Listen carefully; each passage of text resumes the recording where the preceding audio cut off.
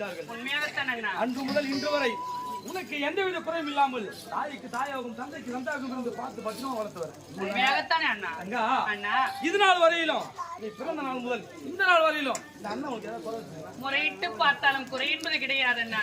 எந்த குறையும் இல்ல.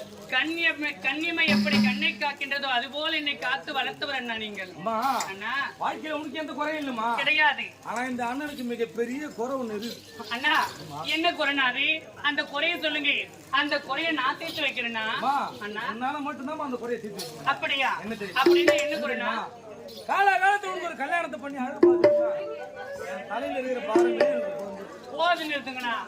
எனக்கு என்னென்ன அவசர கல்யாணத்துக்கு அண்ணா? இப்போது எனக்கு திருமணமே வேண்டாண்ணா. முதலில் உங்களுக்கு தான் திருமணமாக வேண்டும். எனக்கா? ஆமாண்ணா.